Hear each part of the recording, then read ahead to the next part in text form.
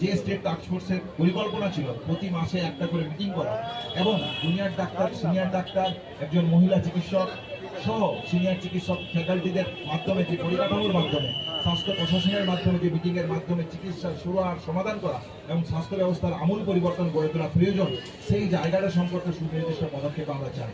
আমরা আশা রাখি যে স্বাস্থ্য ব্যবস্থার আমূল পরিবর্তনের ক্ষেত্রে স্টেট টাস্কফোর্সের মাধ্যমে যে আলোচনার জায়গা শুরু হয়েছিল এই আন্দোলনকে কেন্দ্র করে রাজ্য প্রশাসন সেই দিকে সদর্থক পদক্ষেপ নেবেন এবং স্বাস্থ্য পরিকাঠামো গড়ে তোলার ক্ষেত্রে যে প্রয়োজনীয় পদক্ষেপ নেওয়ার সেই পদক্ষেপ আমরা দেখতে পাবো। এই সুনির্দিষ্ট আলোচনা আপনাদের কাছে আলোচনা সভা আমরা মনে করি আজকে আলোচনা সভা হয়নি, ঘোষণা সভা হয়েছে। কয়েকটা জিনিস ঘোষণা করা হয়েছে, কিছু সাম্মানিক বৃদ্ধি করা হয়েছে। কিন্তু যদি অনিকেতদা বলেছে প্রথম থেকে দেখবেন আমরা যেটা আন্দোলনের যে জায়গাটা রেখেছি, ডাক্তার হিসেবেও রোগীদের যে ব্যথা, রোগীদের যে যন্ত্রণা, সেই জায়গাগুলো আমরা অনুভব করে আমরা কিন্তু এই আন্দোলনের মাধ্যমে রাজ্যের স্বাস্থ্য ব্যবস্থার উন্নতির দিকে বিভিন্ন জায়গায় আমরা ছুটে দৌড়ে গিয়েছিলাম। সেই জায়গা থেকে আমার মনে হয় আরও সদর্থক আলোচনা করা যেত বা আলোচনা আমরা দেখতে পারতাম। কিন্তু আজকে আলোচনা সভা তো হয়নি, বরং ঘোষণা সভা হয়েছে, যেটা নিয়ে আমাদের খুব একটা ভালো দিক বা সদর্থক বলে আমাদের মনে হয়। সেটা যদি কেউ পায়, এর মতো সদর্থক ব্যক্তি আছে, ওটা তো পাওয়ারই কথা।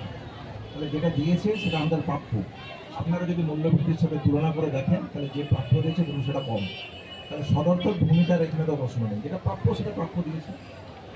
খুশি হওয়া অখুশি হওয়ার প্রশ্ন নেই। আমরা তো বারবার বলছি সাম্মানিক যদি নাও দিতে চাইতেন নাও দিতে পারতেন, কিন্তু পেশেন্ট পরিষেবা সংক্রান্ত স্বাস্থ্য পরিকাঠামো সম্পর্কিত যে আমূল পরিবর্তনের কথা আমরা বলেছিলাম, আপনি দরকার হলে আমাদের বেতন কমিয়ে দেন, কিন্তু আপনি সেন্টার রেফারেল সিস্টেম দিন, আপনি পেড মনিটর ভ্যাকেন্সি সিস্টেম দিন, আপনি গুণমান সম্পন্ন ওষুধ দিন, আপনি স্বাস্থ্যের ক্ষেত্রে যে আমূল পরিবর্তন করা প্রয়োজন সেই পরিবর্তনে স্টেট টাস্কফোর্সের মিটিং ডাকুন।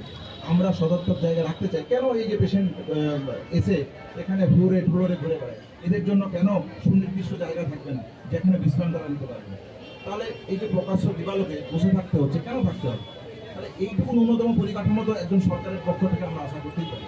আমরা সেই জায়গাটার কনসেন্ট্রেট করতে চাইছি। আরেকটা হচ্ছে যে সাংস্কৃতিক এবং ক্রীড়া ক্ষেত্রের জন্য 2 কোটি টাকা বরাদ্দ একটা বিচার করেছি। তাহলে এই যে জায়গাটা আমরা বলতে চাইছি, আমার 2 কোটি টাকা সাংস্কৃতিক প্রোগ্রামে বরাদ্দ তখনই আপনি করতে পারেন যখন আমার পেশেন্ট পরিষেবা, শিক্ষক পরিকাঠামো, মেডিকেল কলেজগুলোতে যে শিক্ষার মানের জন্য পরিকাঠামো প্রয়োজন, এই পরিকাঠামো যখন তৈরি হয়ে গেছে তারপর যদি আপনি বলেন যে সাংস্কৃতিক খাতে আমি বরাদ্দ করছি, এটা মানা যায়।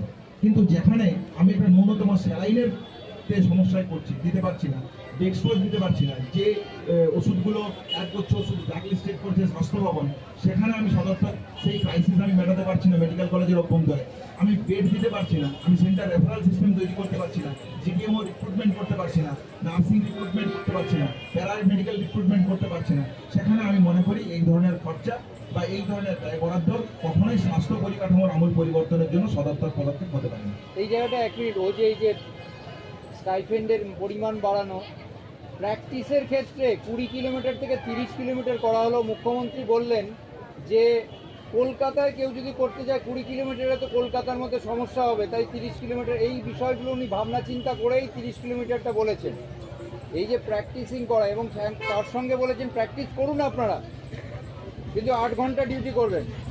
দরকার পড়লে আপনার বাইরের রোগী অসুস্থ হলে হাসপাতালে নিয়ে চলে আসুন, সব পরিকাঠামো তো আছে। পরিকাঠামো কি আছে এই জায়গাটা নিয়েই তো আমাদের প্রশ্ন, এই জায়গাটা নিয়েই তো আমাদের আন্দোলনের জায়গা, আমাদের বিক্ষোভের জায়গা। পরিকাঠামো যদি আপনি বলেন তাহলে আপনি আরজিকর মেডিকেল কলেজের এমার্জেন্সি 6 মাস ধরে ভাঙা অবস্থায় পড়ে আছে, আপনি বলেন এটা পরিকাঠামোর উন্নয়ন? আপনি যান ট্রমা এমার্জেন্সিতে, সেখানে অক্সিজেন পোর্টের কটা ব্যবস্থা আছে আপনি দেখুন। আপনি একটা এমার্জেন্সি পেশেন্ট যদি খুব খারাপ অবস্থায় এমার্জেন্সিতে আসে, এমার্জেন্সির ভিতরে স্টেবল করার মতন কন্ডিশন কি? শুধু কলকাতায় থাকবেন, কলকাতায় প্র্যাকটিস করবেন, বাকি যারা পেরিফেরারিতে আছেন সেখানে হেলথ সিস্টেমটা কেমন হবে, সেখানে যে নিয়োগগুলো আছে সেগুলো কেমন হবে? শুধু ডাক্তারদেরকে নিয়ে আলোচনা হলো, নার্সিং স্টাফদের নিয়ে কি হবে? আপনার জিডিএম জেনারেল ডিউটি আপনার যারা করেন জিডিএ নিয়ে কি হবে? যারা আমাদের আয়া মাসিরা আছে তাদেরকে নিয়ে কি ভাবছেন? যারা আমাদের সাধারণ কর্মী, যারা হসপিটালে ছোট ছোট কাজে আমাদেরকে হেল্প করেন, স্বাস্থ্যকর্মী, তাদেরকে নিয়ে কি ভাবছেন? যারা আশা কর্মী আছে তাদেরকে নিয়ে কি ভাবছেন? আজকে শুধু কলকাতার মেডিকেল কলেজে এবং পোস্ট গ্রাজুয়েট ট্রেনিং এদেরকে নিয়ে নানান রকমের আলোচনা হলো, কিন্তু যারা জিডিএমও আছে তাদেরকে নিয়ে কি ভাবছেন? যারা পেরিফেরালি আপনার নর্থ বেঙ্গলের সুদূর প্রসারী জায়গায়, যারা আপনার কোচবিহারের সুদূর প্রসারী জায়গায়, যারা অত্যন্ত প্রতিকূল পরিবেশে যারা চিকিৎসা দিচ্ছেন, যে সমস্ত মেডিকেল অফিসাররা, যে সমস্ত আপনার নার্স দিদিরা, যে সমস্ত আপনার আশাকর্মীরা, যে সমস্ত আপনার সাধারণ অঙ্গনারী কর্মীরা, শিক্ষার এবং স্বাস্থ্যে যে সমস্ত ব্যক্তিরা জড়িত আছে, তাদেরকে নিয়ে কি আলোচনা হলো? তাই আমরা বলতে চাই, আজকের আলোচনা সভা নয়, আজকের এটা ঘোষণা সভা হয়েছে, যেখানে অ্যাকচুয়াল স্বাস্থ্য পরিকাঠামোতে কিছু জায়গাটা দেখা হয়েছে, কিন্তু স্বাস্থ্য পরিকাঠামোতে কিছু নজর ফেলা হয়নি, যেটা আমাদের খুব একটা সদর্থক বলে মনে হয়নি।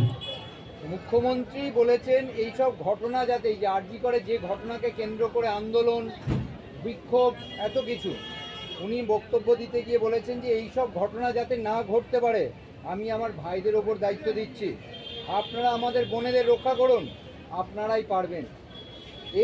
এর পরিপ্রেক্ষিতে নিহত তরুণী চিকিৎসক তার বাবা বলেছেন এগুলো কোনো যুক্তিসঙ্গত কথা হলো নাকি? ওর প্রশাসন পারবে না সুরক্ষা দিতে, সেখানে ডাক্তাররা সুরক্ষা দেবে? সেখানে তো ডাক্তাররাই আমার মেয়েকে মেরেছে বলে আমার ধারণা। কি বলবেন? যে জায়গাটা বলার সেটা হচ্ছে যে একথা তো সত্য যে চিকিৎসা পরিষেবা বা সুরক্ষার যে প্রশ্ন, এটা তো মেডিকেল কলেজের বহুদিনের দাবি। তাহলে সুরক্ষা যদি দিতেই হয় তাহলে কীভাবে দিতে পারে? তাহলে মাননীয় মুখ্যমন্ত্রীকে 172 পাতার জাজমেন্ট যদি দেখেন, সেই জাজমেন্টটা আরেকবার পড়া উচিত। সেখানে বিচারক বলছেন যে কলকাতা পুলিশ, টালা থানার পুলিশের ভূমিকা কী ছিল, সেদিনকার সিপির ভূমিকা কী ছিল, সেই সময় স্বাস্থ্য দপ্তরের ভূমিকা কী ছিল। তাহলে এই যে ভূমিকা ছিল, এই স্বাস্থ্য ব্যবস্থা এবং এই পুলিশ প্রশাসন যে সম্পূর্ণ ব্যর্থ হয়েছে একজন চিকিৎসকের সুরক্ষা দিতে, এটা তো দিনের আলোর মতন পরিষ্কার। আমরা শুধু এই অভিযোগ জানিয়েছি তা নয়, 172 পাতার জাজমেন্টে মাননীয় বিচারকও এই নিয়ে একগুচ্ছ প্রশ্ন তুলেছে। তাহলে তার পুলিশ প্রশাসন যে ব্যর্থ, এটা তো দিনের আলোর মতন পরিষ্কার। অভিযোগ যা আছে এখানে এই ঘটনায় চিকিৎসক কোনো জড়িত কি জড়িত নয়, আমরা তো বলেছি প্রথম দিন থেকে যে আপনারা নিরপেক্ষ তদন্ত করুন। নিরপেক্ষ তদন্তের মাধ্যমে যে জায়গা উঠে আসবে সেই জায়গার সম্পর্কে আমাদের তো কোনো দ্বিমত থাকার কথা থাকতে পারে না। যেই জড়িত থাক, সেই যদি জড়িত থাকে এই জঘন্য অপরাধের জন্য তাকেই কখনো ক্ষমা করা যায় না। আমরা তো তার বিরুদ্ধে সেই জায়গা থেকে আন্দোলন করেছি। তাহলে স্বাভাবিকভাবে আমাদের এখানে সুস্পষ্ট মত যে সঞ্জয় ছাড়া আর কারা, সঞ্জয়ের সাথে আর কারা, তাদেরকে অবিলম্বে গ্রেপ্তার করতে হবে, আইন ব্যবস্থার মাধ্যমে এনে যথাযথ শাস্তির ব্যবস্থা করতে হবে। তাহলে কি মুখ্যমন্ত্রী তোমরা পুলিশ তাহলে কি মনে করছেন, এক মিনিট, আমি এটা আমি বলি। যেটাই বলছি, তাহলে কি মনে করছেন মুখ্যমন্ত্রী প্রকারান্তরে স্বীকার করছেন যে পুলিশ নিরাপত্তা দিতে ব্যর্থ? একদমই তাই, সেই কথাটা আমার বলার। সুরক্ষার ক্ষেত্রে স্টেটকে দায়িত্ব নিতে হবে, এখানে কোনো দাদা নয়। প্রথম কথা, দাদা বোন এই জায়গাটা তৈরি করে বোনেদেরকে দুর্বল হবার কোনো দরকার নেই। এই সমাজের এই প্রথম ভিউজটা, এটাকেই আমরা ঠিক বলে মনে করি না। প্রত্যেকটা বোনেরা তাদের নিজেদের অধিকারেই তারা বোন, তো এই দাদারা বোনেদের রক্ষা করবে এই প্রশ্নটা কোনো আসে না। স্টেটকে রক্ষা করতে হবে, স্টেটের পুলিশকে রক্ষা করতে হবে। কোনো বোন দুর্বল এটা ভাবার কোনো দরকার নেই। বোনেরা যথেষ্ট শক্তিশালী জায়গা থেকে এই আন্দোলন থেকে শুরু করে তারাও সামনে এসেছেন এবং ভবিষ্যতে আসবেন। বাংলা খবর, আপনার রাজনীতি, আপনার আওয়াজ।